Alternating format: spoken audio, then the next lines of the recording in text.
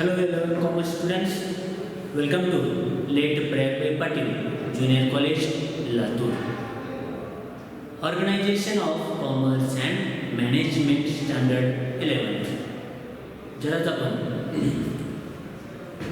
OCM O Organization, C Commerce, M Management वाणिज्य संघटन आणि व्यवस्थापन हा आपला सब्जेक्ट. आता यामध्ये आपण इंट्रोडक्टरी भाग झाला, त्यानंतर आपल्याला सुरुवात करायची आहे चॅप्टर नंबर फर्स्ट. पहिला चॅप्टर आहे तो आहे introduction of commerce and businesses. ओळख कोणाची इंट्रोडक्शन आहे तर कॉमर्स आणि बिझनेसेस, व्यवसाय आणि वाणिज्य याची ओळख हा आपला फर्स्ट चॅप्टर आहे. व्यवसाय कोणता, बिझनेसेस कोणते आणि यामधून होणारा कॉमर्स म्हणजे वाणिज्य काय याची ओळख आपल्याला घ्यायची आहे. तर यामध्ये आपल्याला पॉईंट्स आहेत. त्यामध्ये introduction of commerce and business हा फर्स्ट चॅप्टर आपण सुरू केलेला आहे. त्यामध्ये फर्स्ट पॉईंट आहे इंट्रोडक्शन, ओळख काय आहे त्या चॅप्टर संदर्भात. त्यानंतर आहे second point non economic activity. Non economic activity, activity कृती कार्य ज्याला आपण म्हणतो. आता नॉन इकॉनॉमिक याचाच अर्थ ज्याला शुद्ध मराठीमध्ये आर्थिक आणि अनार्थिक म्हणजेच आर्थिकेतर व्यवहार, कृती व्यवहार असणारे इकॉनॉमिक. अर्थव्यवस्था आहे, इकॉनॉमिक्स अर्थशास्त्र, मिक्स. त्याच पद्धतीनं नॉन इकॉनॉमिक आर्थिकेतर व्यवहार ज्याला म्हणलं जातं किंवा कृती म्हणलं जातं. त्यानंतर आहे 1.3 इकॉनॉमिक ऍक्टिव्हिटी. इकॉनॉमिक आर्थिक कृती कोणत्या, या झाल्या दोनच. हे आपला फक्त पॉईंट्स कोणते आहेत चॅप्टरमध्ये आपण ते पाहणार, नंतर 1 बाय 1 त्याचं आपण एक्सप्लेनेशन देणार आहोत. त्या इकॉनॉमिक ऍक्टिव्हिटीमध्ये म्हणजे आर्थिक कृतीमध्ये बिझनेसेस व्यवसाय, प्रोफेशन पेशा ज्याला म्हणतो. दा मी ॲज अ टीचर आहे, माझं हे प्रोफेशन आहे. त्यानंतर एम्प्लॉयमेंट रोजगार. या बिझनेसेस व्यवसाय जो आपण पाहतो आजूबाजूला कुठला आहे तो व्यवसाय झाला. प्रोफेशन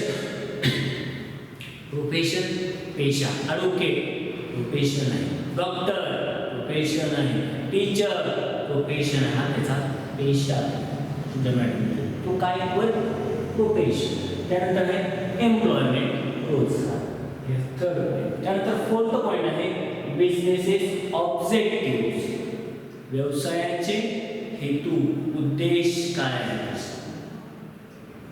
त्यानंतर fifth number role of profit in businesses. Role of profit in businesses, कशाचे, नफा, प्रॉफिट नफा, नफ्याची भूमिका बिझनेसेस मध्ये काय आहे, कशी आहे. व्यवसायामध्ये प्रॉफिट नफा, नफ्याची भूमिका, रोल भूमिका काय तो कशी आहे बिझनेसेस मध्ये हे पाहणार आहोत. आणि त्यातील लास्ट पॉईंट आहे classification of business activities. Classification वर्गीकृत करणे, कशाच्या, बिझनेस ऍक्टिव्हिटीजच्या, व्यवसायाचे जे कार्य आहे ते कशाद्वारे विभागले गेलेले आहे.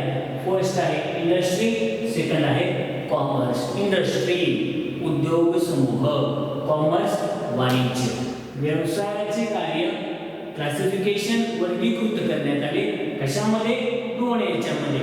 एक उद्योगामध्ये म्हणजे इंडस्ट्री ज्याला म्हणलं जातं, INDUSTRY इंडस्ट्री उद्योग समूह, उद्योग ज्याला म्हणलं जातं. आणि कॉमर्स वाणिज्य या दोन आहेत. असे एकूण नंबर ऑफ 1 2 3 4 5 6 हे 6 पॉईंट्स वरती आपला हा चॅप्टर डिपेंडेड आहे. प्रत्येकाचा आपण सावकाश त्याचा मिनिंग सांगतो.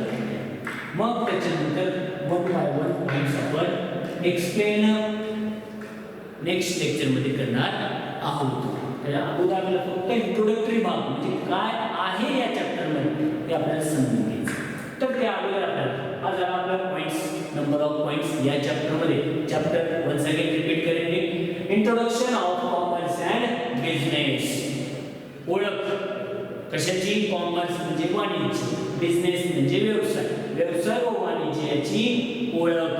आता या चॅप्टर मध्ये टोटल नंबर ऑफ 6 पॉइंट्स आहेत. पॉइंट्स आपण पाहिलेले आहेत. First introduction on economic activity, economic activity, businesses, profession, employment, business objective, role of profit in business, classification of business activities, यामध्ये इंडस्ट्री अँड कॉमर्स. हे झाले नंबर ऑफ पॉइंट्स त्या चॅप्टरचे. आता या अगोदर आपल्याला काही गोष्टी पहिल्यांदा एक्झाम्पल तौर पाहायला काय असेल तर आपला फर्स्ट चॅप्टर आपण सुरू केलेला आहे. त्यामध्ये आपल्या लक्षात आलं की नॉन इकॉनॉमिक, इकॉनॉमिक वगैरे वगैरे असं काही काही आहे सर. तर त्याच्या अगोदर आपल्याला सर्व एक्झाम्पल्स तुमच्या समोर ठेवावे लागतील. मग म्हणजे आपल्याला नेमकं काय या चॅप्टरमध्ये पाहायचं आहे हे आपल्याला कळेल.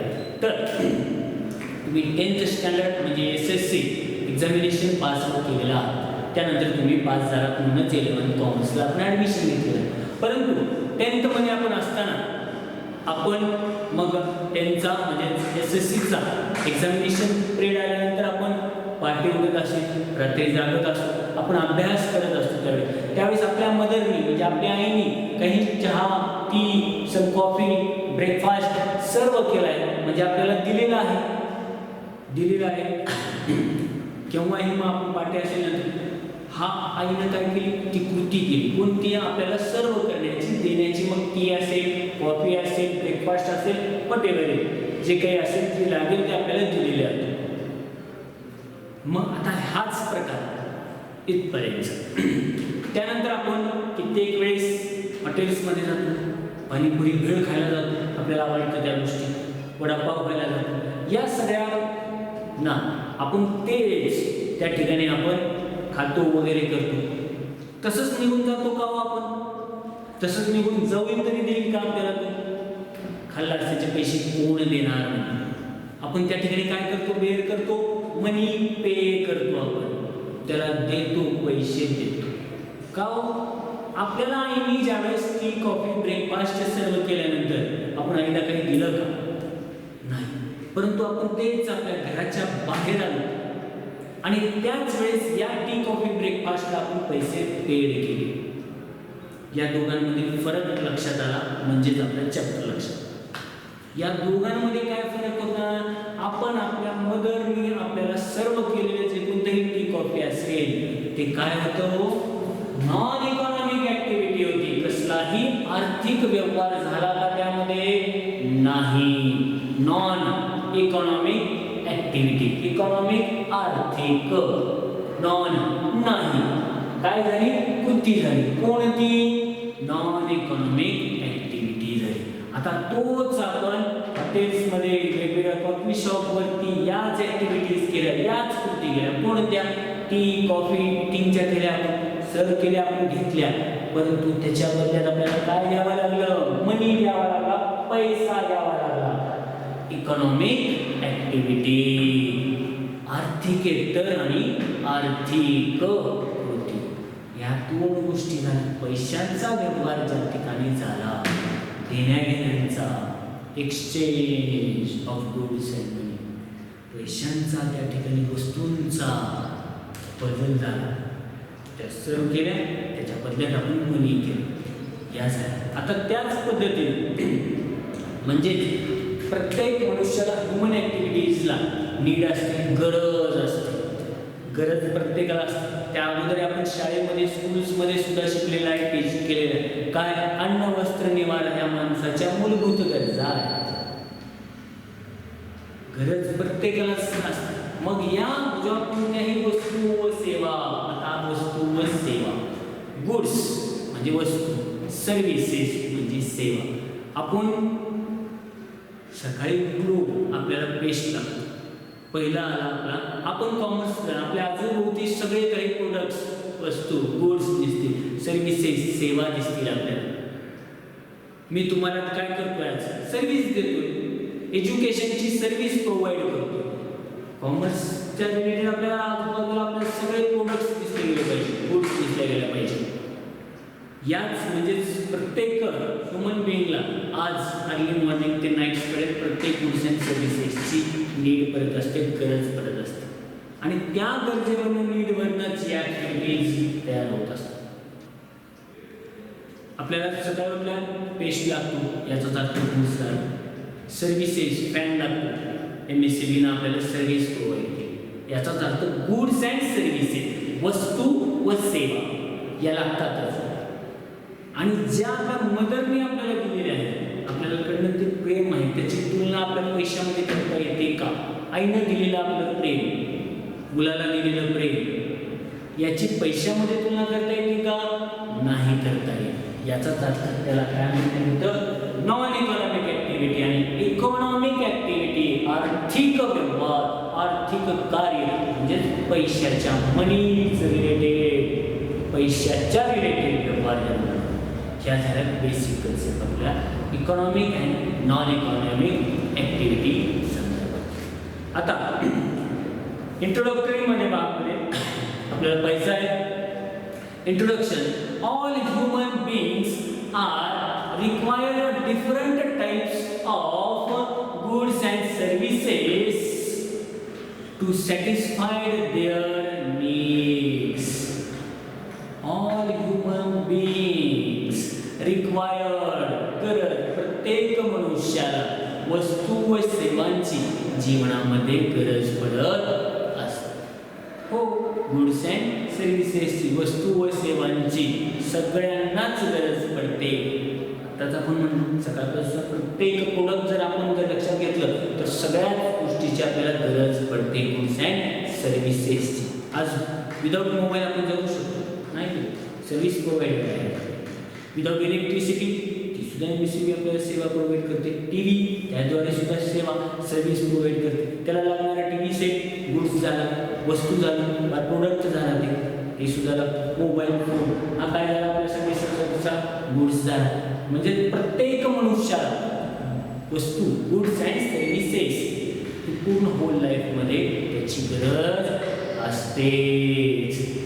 So they keep themselves busy to done activities throughout their life. All activities can be classified as, या मनुष्याला ज्या कोणत्याही गरजांनुसार ज्या कृती कराव्या लागतात, ज्या ॲक्टिव्हिटीज कराव्या लागतात, त्या all human activities classified by economic and non economic activity, या क्लासिफाईड वर्गीकृत करण्यात आलेल्या आहेत. ह्युमन ॲक्टिव्हिटीज, प्रत्येक मनुष्याच्या ज्या कोणत्याही या कृती आहेत याचे दोन याच्यामध्ये विभागणी करण्यात आली, क्लासिफाईड वर्गीकृत करण्यात आले. कशा? फर्स्ट नंबर आहे नॉन इकॉनॉमिक ॲक्टिव्हिटी,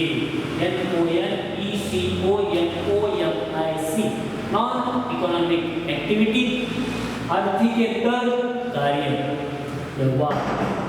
आणि दुसरा आहे इकॉनॉमिक ॲक्टिव्हिटी, आर्थिक कार्य. Non economic activity and economic activity या याच्यामध्ये ह्युमन, मानवीय वृत्तीच्या याच्यामध्ये दोन प्रकारात विभागणी करण्यात आलेली आहे, क्लासिफाईड करण्यात आलेला आहे. या काय आहे? All activities can be classified as economic and non economic activities, आर्थिकेतर आणि आर्थिक कृती. आता या संदर्भातील non economic and economic activities संदर्भात आपल्याला पाहिजे आहे नेमका. Non economic activities are those human activities which are performed to satisfy personal, social, religious, cultural requirement without monetary expectation. Non-economic activities म्हणजे those activities, human activities which are performed satisfied. Non-economic activity म्हणजे अशा activity ज्या कृतीमध्ये आर्थिकेतर कृती म्हणजे अशा ज्यामध्ये मनुष्याला समाधान मिळतं, सॅटिस्फाईड होतो, समाधान होतो. कशामध्ये? मग त्या सामाजिक असतील, रिलिजियस असतील, जातीविषयक असतील, समाजाविषयक असतील, कल्चरल असतील, यांच्यातून ज्या मनुष्याला समाधान मिळतं त्यालाच काय म्हणण्यात आलेलं आहे? Non economic activity. यामध्ये कसल्याही प्रकारचं एक्सपेक्टेशन न ठेवता जे देण्यात येतं, समाधान मिळतं, कसलंही एक्सपेक्टेशन न मिळतं. त्यामध्ये रीडिंग बुक्स असेल, बुक्स वाटल्यावर आपल्याला समाधान वाटतं. पिक्चर बघायला काय जातो आपण? समाधान. त्याचनंतर मदर्सने दिलेले आपल्याला प्रेम असेल, कुकिंग असेल, आपल्या घरातली आई रोज कुक करते, स्वयंपाक करते आपल्याला, त्या स्वयंपाकाच्या बद्दल आपण पैसे पे करतो का आईला? नाही. सॅटिस्फॅक्शन मिळतं आईला, समाधान मिळतं. रीडिंग बुक्स आपल्याला समाधान मिळतं. कोणा गरीबाची आपण मदत केली, पैसे पडले त्याला वापस दिले, त्याला रस्ता दाखवला, कोणाला 4 गोष्टी शिकवल्या, आपण काय म्हणतो? नाही, आपल्याला समाधान वाटतं. कोणाचा त्याच्या पुढे मराठीमध्ये आपल्याला म्हणतो, कोणाचा तळतळाट घेणे, त्याला काय जे असेल ते करून द्या, म्हणजे त्याला सॅटिस्फाईड, ह्युमन सॅटिस्फाईड. मग तो सामाजिकरित्या आपण पाहतो वेगवेगळे राजकारणी समाजातील लोक आहेत, ते मदत करतात. का करतात? समाजासाठी काहीतरी देणं आहे, सॅटिस्फॅक्शन मिळतं त्यांना. त्यांनी कसल्याही प्रकारचा रेम्युनरेशन घेत नाही, मोबदला घेत नाही त्याच्याबद्दल. आपण कित्येक वेळेस पाहतो तसंच कोणीतरी मदत सुद्धा करतो, त्याच्याबद्दल मदत घेत नाही. याचा अर्थ सॅटिस्फॅक्शन, ह्युमन सॅटिस्फॅक्शन. यालाच काय म्हणण्यात आलेलं आहे? Non economic activity. आता economic activity, action that involve, या इकॉनॉमिक ऍक्टिव्हिटीज मध्ये काय येतं? अशा प्रकारच्या कृती म्हणजे ऍक्शन्स होतात ज्यामध्ये प्रोडक्शन, वस्तूचं उत्पादन तयार करणे, ज्याला प्रोडक्शन असं म्हणलं जातं. डिस्ट्रीब्युशन, वितरित करणे, मार्केटिंग चेन असेल या पद्धतीने.